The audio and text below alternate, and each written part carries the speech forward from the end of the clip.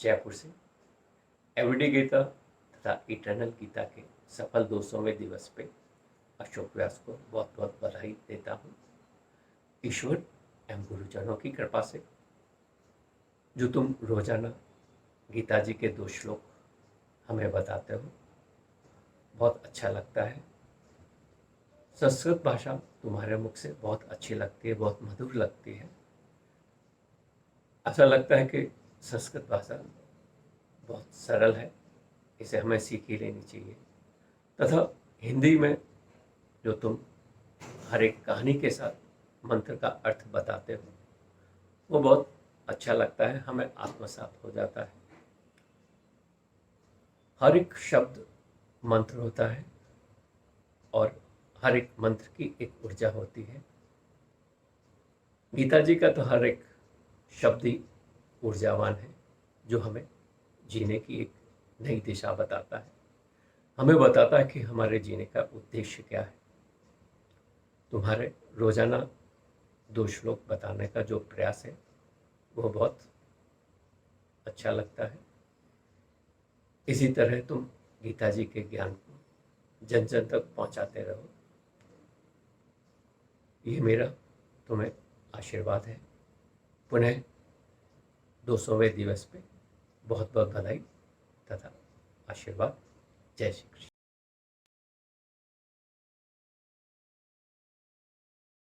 कैसे हैं आप? पार्थाय प्रतिबोधितां भगवता नारायणेन स्वयं व्यासेन ग्रथितां पुराणमुनिना मध्ये महाभारतम् अद्वैतामृतवर्षिणीं भगवतीम् अष्टादशाध्यायिनीम् अम्ब त्वामनुसन्दधामि भगवत् गीते भवद्वेषिणी। गीता माता की जय जयकार करते हुए आज आपके साथ एवरीडे गीता का जो क्रम भगवत कृपा से, गुरु कृपा से 1 जनवरी 2021 से प्रारंभ हुआ था, उसमें प्रवाहित होते होते हम आज 200वें दिन तक आ पहुंचे हैं। और विभूति योग है जो 10वां अध्याय, उसके 27वें और 28वें श्लोक की तरफ हम बढ़ने वाले हैं।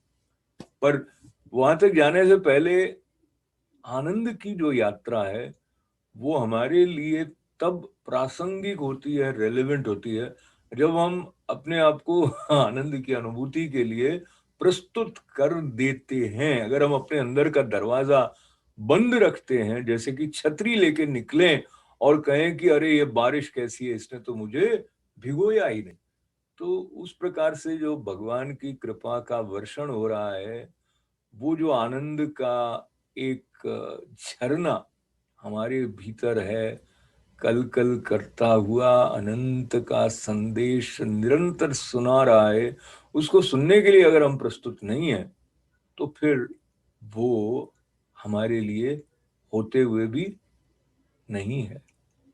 तो जो है और जो ऐसा है कि है ही है, जिसका कभी नहीं है होना है नहीं, उसके साथ जुड़ने की प्रेरणा लेकर श्रीमद् भगवद गीता 27वें श्लोक में भगवान अपनी विभूति के बारे में बताते हुए कह रहे हैं, उच्छे शव समश्वानाम विद्वी मामृतोद्भवम ऐरावतम गजेन्द्राणाम नराणाम च नराधिपम। तो अर्जुन को बता रहे हैं अपनी विभूति, जिसमें कि पहले वो बता चुके हैं कि वृक्षों में मैं अश्वत्थ पीपल का वृक्ष हूँ, देवर्षियों में नारद मुनि इत्यादि, ये सारी बातें बता चुके हैं। अब बता रहे हैं इस 27वें श्लोक में कि घोड़ों में अमृत के साथ उत्पन्न होने वाला उच्छेद शव समश्वानाम विद्वी मां मृतोद्भवम, जो समुद्र मंथन की कथा है, जिसमें कि देवों ने दैत्यों के साथ मिलकर और मथनी वासुकी नाग से बनाई, वो सारा जो क्रम था उसमें अमृत की प्राप्ति तो मुख्य लक्ष्य था, पर उसके पहले कई जो पदार्थ या बातें या जो चीजें या स्वयं लक्ष्मी जी प्रकट हुए। उसी क्रम में ये घोड़ा जो है जिसका नाम था उच्छे शवास, और उसके बाद में बताया कि श्रेष्ठ हाथियों में ऐरावत नाम का हाथी कौन है, वो भगवान कह रहे हैं वो मेरी विशेष विभूतियां हैं। वैसे तो कुछ भी ऐसा नहीं है जो कि मुझसे परे हो, पर प्रधानतः मेरी विभूतियां में तेरी जिज्ञासा को सम्मान करते हुए, क्योंकि तू मेरा अपना है, मैं तुझे बता रहा हूं। तो उस क्रम में भगवान ने बताया मनुष्यों में राजा मुझको जान। तो इस श्लोक के बारे में थोड़ा सा और चिंतन करें तो पहली तो बात यह हो गई कि ये गति की बात आ जाती है। जब उस अश्व की बात आ रही है जो कि अमृत के साथ में प्रकट हुआ है, और ये वो वाली गति है जो कल्याण की तरफ ले जाने वाली है। तो जो कल्याणकारी है हमारे लिए, जो भला है, श्रेयस्कर है, उस गति का जो दाता है वो श्री कृष्ण है। और साथ ही साथ में श्रेष्ठ हाथियों में ऐरावत नाम का हाथी भी बताने के अलावा जो शासन करने वाला है उसमें जो शक्ति है वो विशेष रूप से भगवान ने ऐसा संकेत दिया कि उनकी विभूति का प्रकटन है। तो एक और जो 28वां श्लोक आज के निमित्त है उसका भी स्पर्श किया जाए। आयुधानाम हम वज्रम धेनुनामस्मि कामधुक् प्रजनश्चास्मि कंदर्पः सर्पाणामस्मि वासुकीः। तो आपने बताया, और हे अर्जुन, मैं शस्त्रों में वज्र और गायों में कामधेनु और शास्त्रोक्त रीति से संतान की उत्पत्ति का हेतु कामदेव हूं, और सर्पों में सर्पराज वासुकी मैं हूं। तो इस श्लोक में, ये जो 28वां श्लोक है, इसमें जो जो बातें आई हैं उनमें से दो तीन को हम फिर से देखें। तो जब बताया कि शस्त्रों में मैं वज्र हूं, तो वज्र के बनाए जाने के लिए एक कथा जिसका श्रवण हमने किया है, जिसमें महर्षि दधीची से प्रार्थना की गई थी देवताओं द्वारा कि उनकी हड्डियों को गलाकर वज्र बनाया जाएगा, जिसका उपयोग करके और देवता दैत्यों पर विजय प्राप्त कर पाएंगे। वो पूरी कथा के संदर्भ के साथ कभी और चर्चा करें, लेकिन अभी ये देखें कि इसमें त्याग की भी बात है, और त्याग परोपकार के लिए, और त्याग ऐसा जिसकी कोई सीमा नहीं। और जो ऐसे तपस्वी महर्षि दधीची हैं उनका स्मरण करते हुए इस वज्र में जहां कृष्ण भगवान का प्रधान विभूति का संकेत हम तक आ रहा है, तो उससे ये भी स्पष्ट होता है कि परोपकार के लिए और वो सब कुछ अपना त्यागने के लिए प्रस्तुत होने वाली जो वृत्ति है, सात्विक वृत्ति, वो उसके हेतु भगवान श्री कृष्ण हैं। और इसी प्रकार से जो कामधेनु गाय है वो भी अमृत मंथन के दौरान वहां से वो प्रकट हुई थी। तो ये बताया कि गायों में मैं कामधेनु गाय हूं, और कामधेनु गाय का ये माना जाता है कि वो जो कुछ इच्छा है आपकी उसको प्रदान करने की क्षमता जो है वो कामधेनु गाय में है। तो ऐसी गाय जो कि अमृत के साथ प्रकट हुई हो, जो कि हमारी इच्छाओं को पूरा करने की पात्रता जिनके अंदर है, और वो गौ माता का स्मरण, कामधेनु गौ माता का स्मरण इस श्लोक के साथ भगवान श्री कृष्ण अपनी विभूति के रूप में उनको बता रहे हैं। इसके साथ साथ ये भी स्पष्ट हो जाता है कि जो सरलता है और जो सब इच्छाओं को पूरा करने की पात्रता जहां है, वहां तक पहुंचने के लिए भी जो विधि है वो कहीं ना कहीं जो सर्वव्यापी अनंत है, जो श्री कृष्ण है, उसके उनके स्मरण के साथ में जुड़ी हुई है।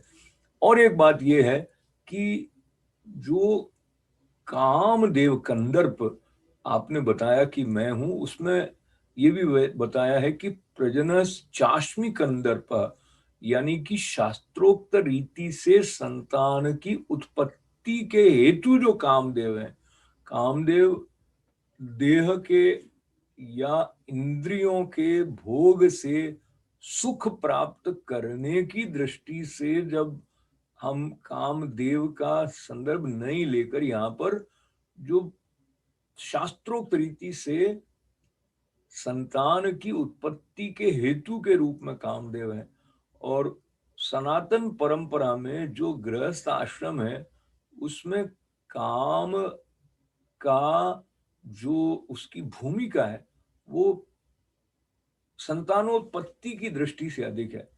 वो सिर्फ इंद्रिय सुख प्राप्त करने की दृष्टि से नहीं है। इस बात का स्मरण करते हुए, और ये भी कि सर्पों में सर्पराज वासुकी जब कृष्ण भगवान ने अपने आप को बताया है तो वासुकी नाग की महती भूमिका अमृत मंथन में अमृत के प्रकटन, जिसके साथ साथ लक्ष्मी जी का प्राकट्य भी हुआ था, उसमें रही है। तो मूल बात, जैसा कि कृष्ण भगवान ने पहले भी कहा कि मैं इस सारी सृष्टि को अपने अंश मात्र से धारण किए हुए हूं और ये सब उनमें है लेकिन मैं किसी में नहीं हूं। तो ये जो व्यापकता है, सर्वव्यापी होने, सबको आधार देने के साथ साथ जो स्वयं निराधार है, तो निराधार न कहकर यूं कहना चाहिए कि जो स्वयं इनमें बंधे हुए नहीं है, जिनके ऊपर कार्य कारण का जो संबंध है वो लागू नहीं होता है।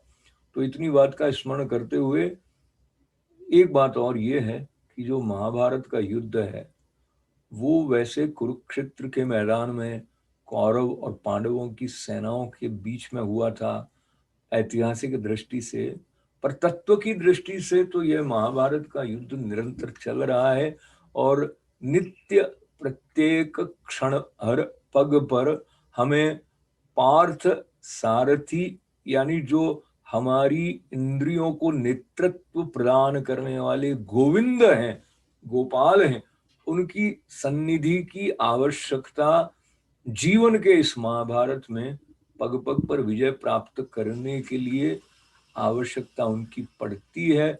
उनकी शरण लेने से हम अपने भीतर उस दृष्टि को जगा पाते हैं जो हमें सीमित से परे देखने की सामर्थ्य प्रदान कर देती है, और धर्म की दृष्टि से हमारा किस समय क्या आचरण, क्या निर्णय होना चाहिए, वो अंतः प्रेरणा भगवान श्री कृष्ण का स्मरण बना रहने से सहज ही हो जाती है।